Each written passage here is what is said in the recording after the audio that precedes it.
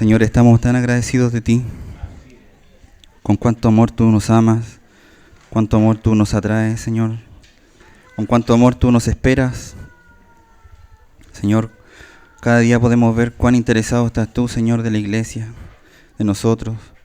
Y a pesar de que veamos las cosas humanamente a veces, veamos falencias, debilidades, tú sigues amando a tu iglesia, Señor. Y por eso nos tienes aquí esta mañana, Señor, porque quieres hablarnos, Señor, quieres mostrarnos un poco más de ti, Señor. Nosotros humildemente venimos delante de ti, Señor, a reconocer que somos pecadores, que somos necesitados de ti. Siempre fuimos necesitados de un Dios Salvador y hoy día lo tenemos. Por eso te damos gracias, Señor. Pedimos que tu Espíritu Santo nos ayude, nos socorra, Señor, para que tu palabra, Señor, sea implantada en nuestro corazón. Te lo pedimos en el nombre de Jesús. Amén. Amén. Amén. Amén. Hermano, he estado leyendo y pensando en la palabra del Señor, en cómo el Señor abrió un camino para nosotros, y ese camino es Cristo, y no hay otro camino. Cristo, ¿cierto? Él es el camino, Él es la verdad y es la vida.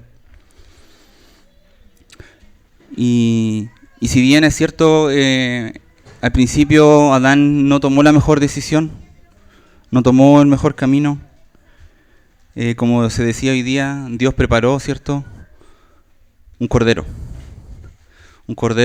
desde antes de la fundación del mundo, para poder restaurar ese camino que se había perdido. Bendito es el Señor. Bendito es el Señor porque Dios, en su soberanía, en sus planes eternos, tenía considerado, a pesar de ver al hombre caído, enviar a su Hijo por nosotros, por los pecadores, por los que estábamos perdidos. Y eso, hermanos, es para darle gloria y honra al Señor. Entonces Cristo, hermanos, es la ofrenda que Dios dio para nosotros. Cristo en la cruz.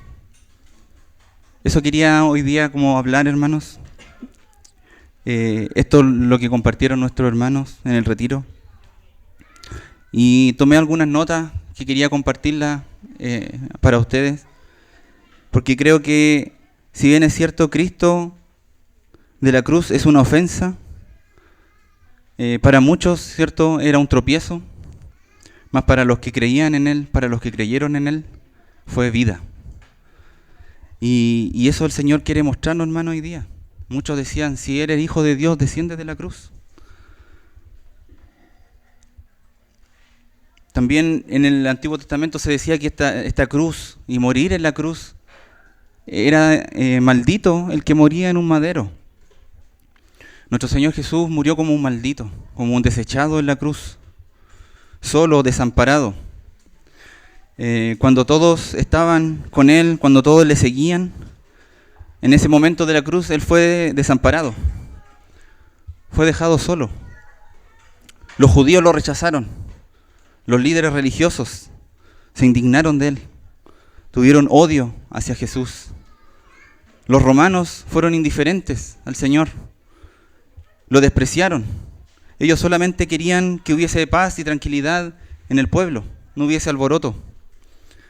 Y sus propios discípulos, hermanos, los más cercanos, los que estuvieron con Él, también lo dejaron.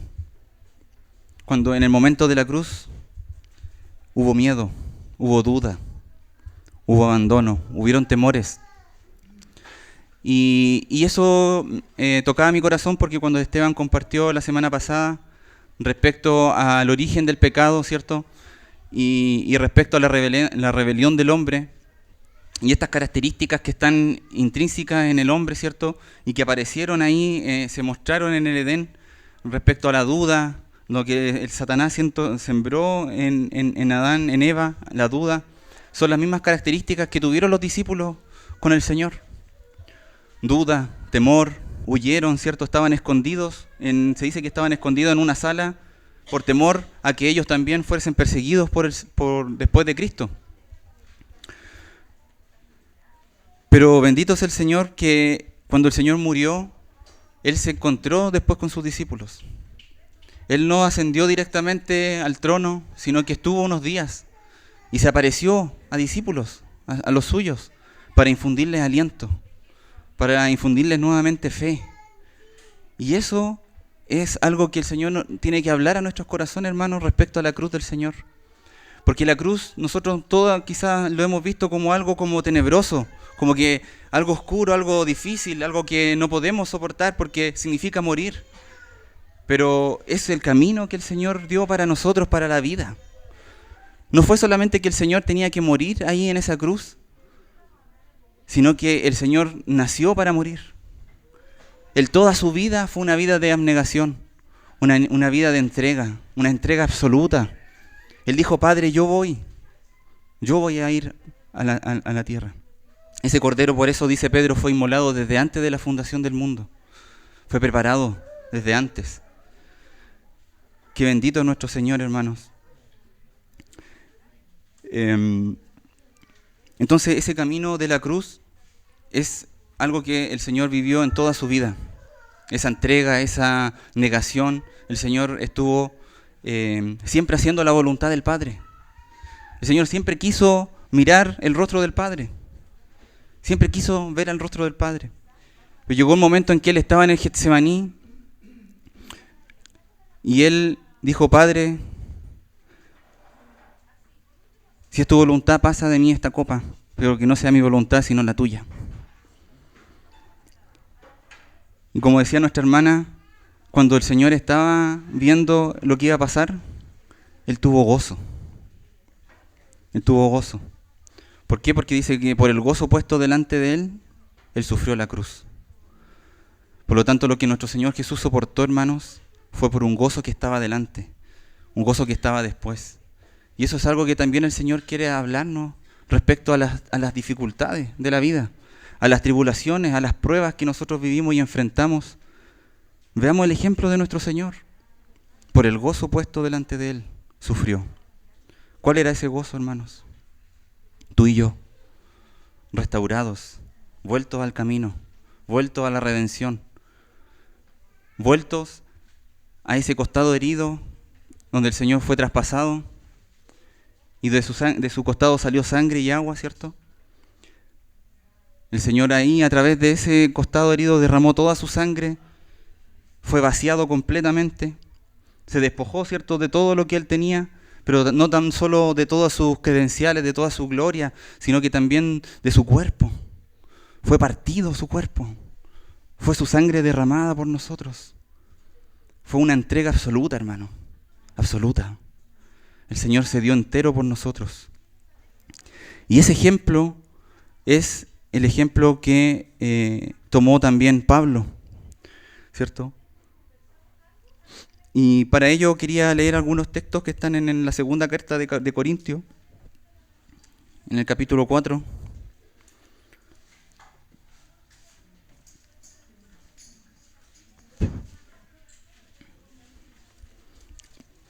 Porque lo que el Señor le va a mostrar a Pablo es que, como hemos dicho, la cruz es el único medio por el cual nosotros podemos ser unidos a Cristo. Es el único medio en el cual nosotros nos encontramos con Cristo. Es el único medio, el único camino en que nosotros podemos fructificar en nuestra vida cristiana. Es el único medio en que nosotros podemos ser llenos del Espíritu Santo. Y eso es otra meditación que tenía en mi corazón, hermanos, que a veces yo pensaba en la transición entre estar en la carne y estar en el Espíritu. O estoy en la carne o estoy en el Espíritu, pero ¿cuál es el proceso? ¿Cuál es esta transición? Porque son mundos totalmente distintos, ¿cierto? Andar en nuestra vieja naturaleza, agradar nuestros deseos, vivir en nuestro orgullo, nuestra soberbia, nuestro ego. Pero por otro lado, querer vivir, ¿cierto?, siguiendo a Cristo, siendo llenos de Él. Y ese camino, hermano, esa transición, al medio de ello está la cruz. La cruz. ¿Por qué? Porque dice Pablo que yo estoy crucificado con Cristo. Que ya no vivo yo, mas vive Cristo en mí. que dice, y lo que vivo ahora en la carne lo vivo en la fe, en el Hijo de Dios, el cual me amó y se entregó a sí mismo por mí. Por lo tanto, ese es el camino, hermanos, para que nosotros podamos ser fructíferos en la vida espiritual. Y eso es lo que entendió Pablo y lo que muestra aquí en esta segunda carta de Corintios, que es una carta que fue escrita, ¿cierto?, después de primera de los Corintios, y una carta muy distinta a la primera de los Corintios. Porque primera de los Corintios habla de una iglesia inmadura, una iglesia carnal, una iglesia que tenía divisiones, que tenía problemas, que habían inmoralidades sexuales, que habían adulterios, habían pecados. Pero en la segunda carta a los Corintios nosotros vemos que es una carta de consolación, de aliento. Y eso lo podemos ver en el capítulo 1, versículo 3 en adelante. Dice: bendito sea el Dios y Padre de nuestro Señor Jesucristo, Padre de misericordia y Dios de toda consolación, el cual nos consuela en todas nuestras tribulaciones, para que podamos también nosotros consolar a los que están en cualquier tribulación, por medio de la consolación con que nosotros somos consolados por Dios. Porque de la manera que abundan en nosotros las aflicciones de Cristo, así abunda también por el mismo Cristo nuestra consolación. Pero si somos atribulados es para vuestra consolación y salvación, o si somos consolados es para vuestra consolación y salvación, la cual se opera en el sufrir las mismas aflicciones que nosotros también padecemos. Y nuestra esperanza respecto de vosotros es firme, pues sabemos que así como sois compañeros en las aflicciones, también lo sois en la consolación. Entonces, si se fijan aquí, hermanos, la palabra que más se repite es consolación. Y eso es lo que está aperturando Pablo en esta carta respecto a esto, porque él había escrito una carta a los hermanos de Corinto, una carta severa, y que le había enviado por medio de Tito, y él estaba un poco triste, contrito por lo que había escrito, porque no sabía cómo iban a recibir esta carta, pero después cuando él recibe noticias buenas, de que fueron bien recibidas, ¿cierto?, se había dado cuenta que habían hermanos que se estaban arrepintiendo. Habían hermanos que estaban arrepintiéndose de sus pecados, y eso confortó el corazón de Pablo. Si se fijan en 2 de Corintios capítulo 7, versículo 8, aquí está lo que digo. Dice: porque aunque os contristé por la carta, no me pesa, aunque entonces lo lamenté, porque veo que aquella carta, aunque por algún tiempo os contristó, ahora me gozo. ¿Se fijan? Contristó, ahora me gozo. Por el gozo puesto delante de él, él sufrió la cruz. A veces, hermanos, hay cosas que nosotros vamos a tener que sufrir por nuestra carne, pero que son necesarias para que el gozo verdadero del Espíritu se manifieste en nosotros. ¿Por qué a veces no hay gozo o expresiones de gozo en nosotros? ¿Por qué a veces la alegría como que se apaga? ¿Qué es lo que pasa, hermanos? ¿Será solamente el pecado? ¿O será que estamos nosotros viviendo por nosotros mismos? ¿Que no hemos tomado todavía la cruz de Cristo en nuestras vidas? Entonces aquí lo que está Pablo diciendo es que él se gozaba, no porque hayáis sido contristados, sino porque fuisteis contristados para arrepentimiento. Entonces quiere decir que habían hermanos que sí se habían arrepentido. Sí, hermanos que estaban en división, que estaban en pecados, habían sido arrepentidos. Porque habéis sido contristados según Dios, para que ninguna pérdida padeciese por nuestra parte, porque la tristeza que es según Dios produce arrepentimiento para salvación. Entonces, aquí en 2 Corintios también se nos muestra, hermanos, que la vida de Pablo, cómo él sufrió, y el corazón de Pablo. Aquí nos muestra una radiografía del apóstol Pablo, y el capítulo 4 se ve cómo fue su ministerio y las luchas. Dice el versículo 6: porque Dios, que mandó de las tinieblas resplandeciese la luz, es el que resplandeció nuestros corazones para iluminación del conocimiento de la gloria de Dios en la faz de Jesucristo.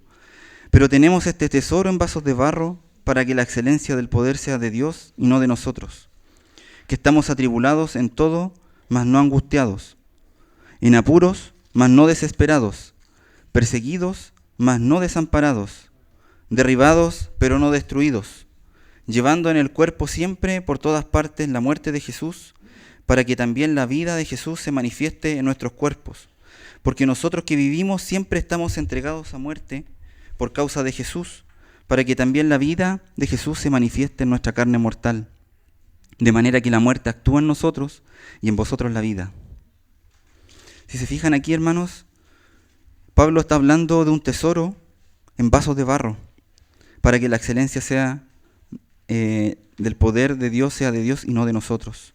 Pablo entendió este valioso tesoro que estaba en él y estaba en los creyentes. Cristo en nosotros, la esperanza de gloria. Es un tesoro, hermanos, que tenemos nosotros en este vaso frágil que somos nosotros mismos. Y cuando aquí dice que estamos atribulados en todo, es porque realmente ellos estaban pasando tribulación. Como leí al principio de la carta en 2 Corintios, en el versículo 8, dice: no queremos que ignoréis de nuestra tribulación, que nos sobrevino en Asia. Después, más adelante, no lo busquen, pero en el capítulo 7, versículo 5 dice: porque de cierto, cuando vinimos a Macedonia, ningún reposo tuvo nuestro cuerpo, sino que en todo fuimos atribulados, de fuera conflictos, de dentro temores. Entonces, hermanos, es cierto que nuestra vida cristiana no está exenta de ser atribulados, mas dice aquí, no angustiados.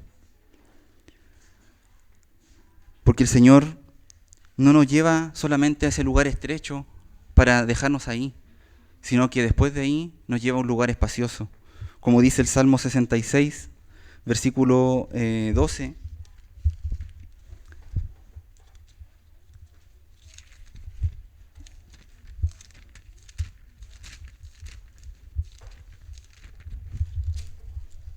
Hiciste cabalgar hombres sobre nuestra cabeza, pasamos por el fuego y por el agua, y nos sacaste a abundancia. Hermanos, no tengamos temor por tomar la cruz y este camino que el Señor nos invita, porque siempre va a haber abundancia, siempre, hermanos. Si el Señor fue herido y fue traspasado su costado, y de su costado herido nació la iglesia, es porque esa abundancia, esos ríos de agua viva siguen fluyendo a través del costado herido de nuestro Señor. Decía un hermano que la cruz, hay un texto, un versículo que en la copia, ¿cierto?, de los hermanos que hicieron la Biblia, no tomaron en consideración un texto que dice que el Señor reina, parece que en el Salmo 69, si no me equivoco. Lo voy a buscar.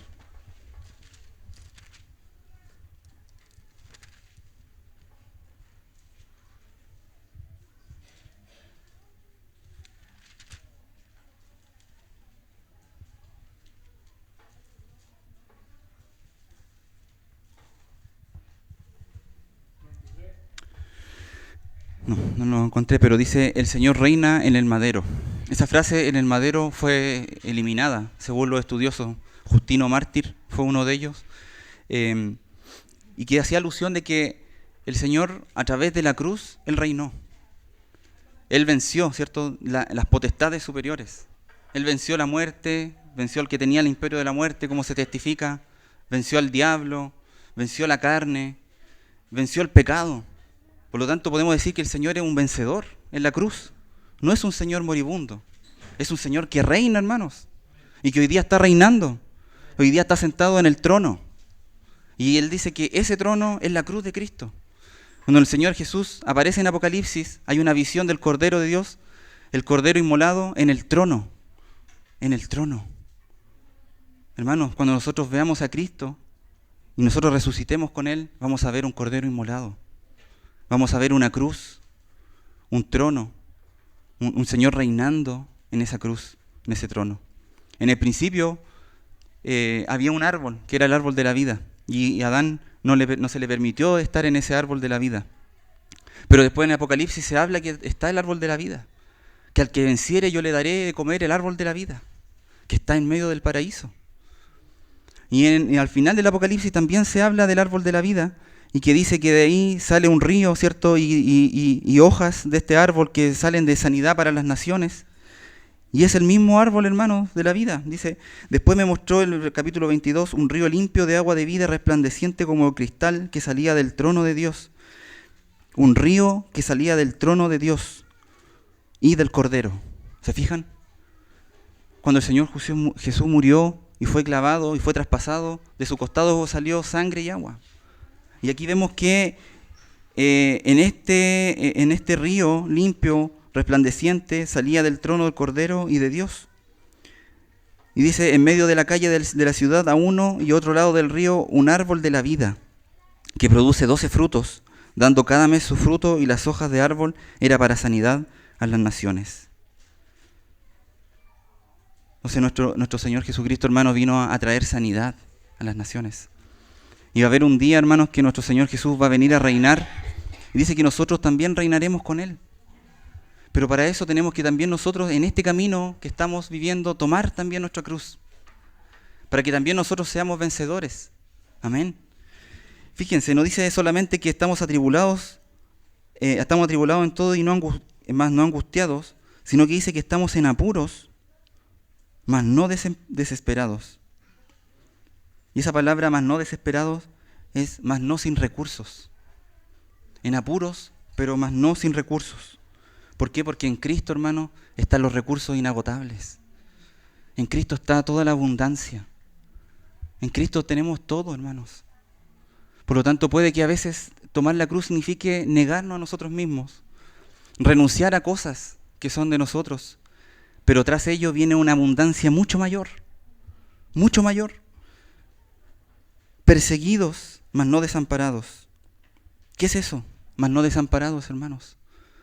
Mas no abandonados.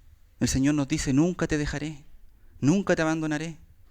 Por lo tanto, a pesar de que nuestro Señor Jesús fue abandonado en la cruz, fue rechazado y fue dejado solo, y dijo, Dios mío, ¿por qué me abandonaste? Él siempre quiso tener el rostro del Padre frente de él, mas ese momento no pudo. Tuvo que dejar de ver el rostro de su Señor por el pecado que estaba arrastrando en él, por toda la rebelión, por todos los pecados que íbamos a cometer en toda la eternidad antes de que Él venga. Pero Él fue desamparado para que nosotros no fuésemos abandonados. Por eso, hermanos, perseguidos mas no desamparados, derribados pero no destruidos, llevando en el cuerpo siempre por todas las partes la muerte de Jesús. Esto es lo que el Señor quiere, hermanos, que nosotros seamos un olor grato y agradable por todas partes, llevando la muerte de nuestro Señor. Y eso es un camino difícil, y por qué no decirlo imposible. ¿Por qué? Porque necesitamos la ayuda de nuestro Señor Jesús. Dice que cuando el Señor Jesús estaba en el Getsemaní, orando, caían gotas de sangre, ¿cierto? En la angustia que Él estaba viviendo, que Él estaba padeciendo. Y dicen que un ángel vino para sostenerlo, porque era necesario que el Señor fuese a la cruz. Y cuando Él caminó también el camino de la cruz hacia el Gólgota, le dijeron a uno de los que estaba por ahí, a Jesús de Arimatea, que le ayude a cargar la cruz. Porque es difícil, hermanos, es imposible. Pero tenemos que saber que el Señor ya dio una sentencia y nosotros ya estamos crucificados con Cristo. Nosotros ya fuimos sepultados con Cristo, ya fuimos resucitados con Él. Y nosotros ahora tenemos que tener fe. ¿Por qué nosotros no nos entregamos, hermanos, al Señor? ¿Por qué no nos entregamos a sus brazos? ¿Por qué no nos entregamos completamente a Él? Por falta de fe. Veamos Hebreos, capítulo 3 de Hebreos.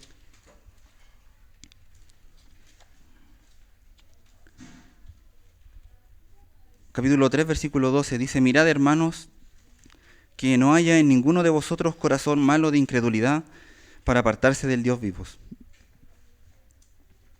Mirad, hermanos, que no haya en ninguno de vosotros corazón malo de incredulidad para apartarse del Dios vivo. Antes exhortaos los unos a los otros cada día, entre tanto que se dice hoy, para que ninguno de vosotros se endurezca por el engaño del pecado. Entonces, hermanos, la falta de fe es algo tremendo y terrible, porque hay muchas verdades que ya fueron reveladas por el Señor para nosotros, y la falta de fe nos impide llegar a ellas. Cuando nosotros decimos estamos resucitados juntamente con Cristo, ¿qué se les viene a su mente y a su corazón? Estamos sentados juntamente con Cristo en lugares celestiales. ¿Hay un amén en tu corazón de creer así, que fue así? Yo estoy crucificado con Cristo. Cuando el Señor murió, Él me incluyó. ¿Hay un amén en nuestro corazón? Porque si no, hermano, es que hay incredulidad, hay falta de fe. Me venía también a mi corazón un versículo que leí y que me llamó la atención, que está en Romanos 11, al final.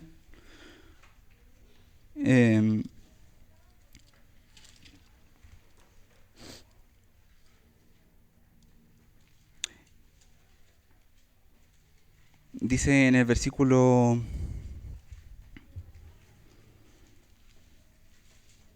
17 en adelante: pues si alguna de las ramas fueron desgajadas, y tú siendo olivo silvestre has sido injertado en lugar de ellas, y has sido hecho participante de la raíz y de la rica savia del olivo, no te jactes contra las ramas.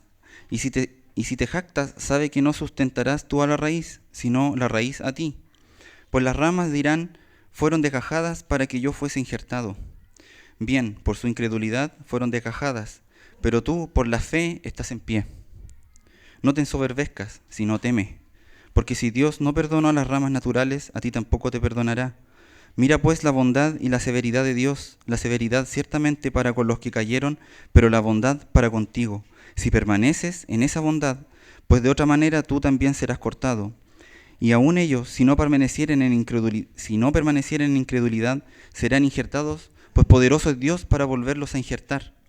Porque si tú fuiste cortado del que por naturaleza es olivo silvestre, y contra naturaleza fuiste injertado en el buen olivo, ¿cuánto más estos, que son las ramas naturales, serán injertados en su propio olivo? Entonces, hermanos, aquí hay dos cosas. Uno, aquí se habla del propósito que tiene Dios con Israel, ¿cierto? De que eran parte del olivo, ¿cierto? Y que ellos cuánto no más van a ser fácilmente injertados si ellos eran parte del propio olivo. Pero ustedes que son gentiles son injertados en este olivo.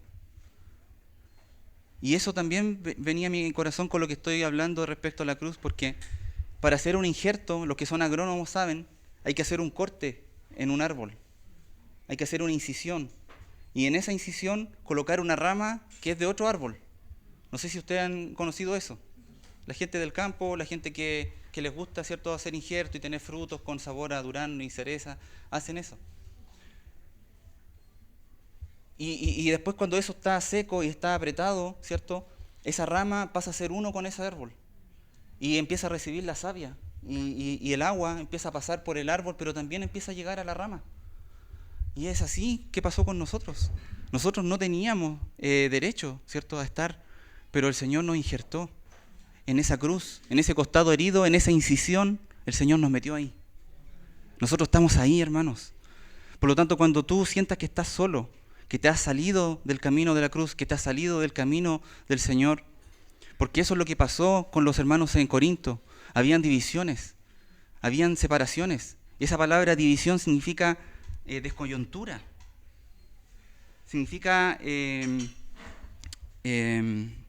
no recuerdo la otra palabra, pero tiene que ver con separación, con división. Y la voluntad y el propósito de Pablo al hablarle a los corintios era que ellos sean uno. Por lo tanto, cuando nosotros estamos caminando por el camino incorrecto, que no es el camino de la cruz, vamos a estar solos. Pero si nosotros tomamos esa decisión, hermanos, en nuestro corazón, vamos a encontrar compañeros que están tomando esa brecha en la batalla, que están caminando el camino de la cruz. Por lo tanto, esas evidencias de Corinto, de las divisiones, eran por falta de cruz. Pero Pablo después, en 2 de los Corintios, cuando le habla, le menciona que ellos se alegra porque ellos se han arrepentido y han vuelto al camino. Entonces, hermanos, si queremos nosotros ser saciados, ser llenos de la riqueza del Señor, creamos en Él, tengamos fe en Él, no le demos lugar a la incredulidad. Otro texto que también está ahí en Hebreos, y que es lo que el Señor nos invita en el versículo 1: hermanos santos, participantes del llamamiento celestial, considerad. Esa palabra considerad tiene que ver con ver, con estar apercibidos, atentos. Miren, ¿ya? Considerad al apóstol y sumo sacerdote. Miren a Cristo. Eso es lo que está diciendo acá. Nosotros no hemos apartado del camino de la cruz, hemos andado en nuestros propios caminos, hemos quedado expuestos en soledad, solitarios. Eso nos deja descubierto y propenso, ¿cierto? Pero aquí el Espíritu nos invita a considerar al apóstol y sumo sacerdote, el cual es fiel al que le constituyó. Y otro texto que tiene que ver también con esto de entregarnos al Señor y entregarnos a su cruz es el amor. En el capítulo 5 de 2 de los Corintios dice que el amor de Cristo nos constriñe, pensando esto, que si uno murió por todos, luego todos murieron. Hermano, este es un principio importantísimo que tenemos que saber, que si no hay amor, no hay cruz. El amor de Dios nos constriñe. De tal manera amó Dios al mundo, que ha dado a su Hijo unigénito. Fue por amor que el Señor se dio por nosotros, hermanos. No es algo mecánico, no es algo religioso, sino que es el amor. Si tú quieres seguir a tu Señor, si tú quieres amar más al Señor, toma tu cruz. Porque ahí vas a experimentar el verdadero amor. Ese amor que se entrega, que se vacía, que se da. Como dice también Pablo en Efesios, ¿cierto? Que los maridos amen a su esposa como Cristo amó a la iglesia y se entregó a sí mismo por ella. Ese es el amor, hermanos, ágape, y que se manifiesta en la cruz de Cristo. El amor nos constriñe, que si uno murió por todos, luego todos murieron. Y por todos murió, para que los que viven ya no vivan para sí, sino para aquel que murió y resucitó. Había un hermano que dijo acá en un testimonio que somos para Él, que fuimos comprados por Él. Eso es lo que está diciendo aquí, hermano.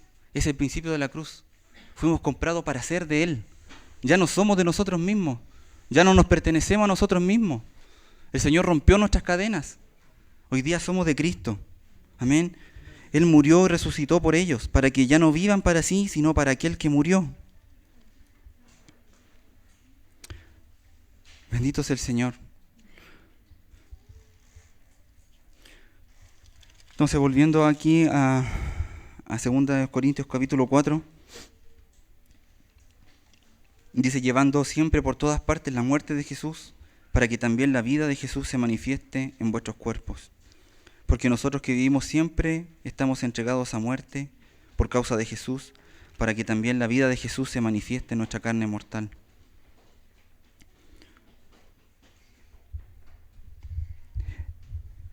Hermanos, la vida se manifiesta después de la muerte. Es algo paradójico, ¿cierto? Pensarlo así, pero hay vida después de la muerte. Después de que Cristo murió, trajo muchos frutos, muchos hijos a la gloria. Por lo tanto, es un principio que nosotros tenemos que saber, de que para poder ganar a Cristo tenemos que perder. Y eso fue lo que entendió Pablo. Y cuando pienso en Pablo, hermanos, pienso en que él era un hombre religioso, un hombre que persiguió a la iglesia, un hombre que buscaba matar a los hermanos, un hombre que se gloriaba de lo que él tenía, de lo que él era, un hombre que se amaba a sí mismo, un hombre que disfrutaba ver morir a otro, viendo, ¿cierto?, morir a Esteban. Pero cuando él tuvo un encuentro con el Señor, yendo camino a Damasco, él cae de rodillas y él se encuentra con el Señor. Y le dice, Saulo, Saulo, ¿por qué me persigues? Y él dice, ¿quién eres, Señor? Y él dice, yo soy Jesús, a quien tú persigues. Ese encuentro, hermanos, marcó a Pablo. Y Pablo después se fue en soledad, en el desierto. Estuvo ahí por muchos años, cerca de 3 años. Y ahí tuvo una revelación del Señor, de la cruz, de la vida de la cruz. Y podemos ver a Pablo negándose, renunciando, en Filipenses, ¿cierto?, diciendo que aún estima todas las cosas como pérdida por la excelencia del conocimiento de Cristo, mi Señor, por amor del cual lo he perdido todo. Ese Señor que se encontró camino a Damasco fue por el quien entregó todo y lo tenía por basura por ganar a Cristo. ¿Qué cosas tienes tú, hermano, y que las estimas en tu vida? Que has logrado en tu vida y que son tuyas, que tú te las has ganado con esfuerzo, que tú puedes defenderlas ante otros. Y somos buenos para defendernos de lo que tenemos y de lo que somos, ¿cierto? Somos expertos en defendernos. Pero aquí Pablo nos está diciendo que él, por la excelencia del conocimiento de Cristo, perdió todo y lo tenía por basura. Y el Señor también dio ese mismo principio, que el que quiera salvar su vida la perderá, y el que pierda su vida por causa de mí la hallará. Y esa palabra vida es alma. ¿Por qué? Porque nuestra alma es la que está hoy día en salvación, en juego. El Señor ya salvó nuestro espíritu, pero hoy día está salvando nuestra alma, día a día. Y Él quiere que nosotros renunciemos a nuestra vida para poder tomar la vida de Cristo. Es un intercambio, hermano, la cruz, donde nosotros dejamos ahí nuestra vida, nuestra vieja naturaleza, y decidimos vivir bajo la vida de Cristo. Decidimos vivir siendo gobernados por una nueva vida, la vida de nuestro Señor. Entonces, ese es el principio, hermanos, llevando por todas partes la muerte de Jesús.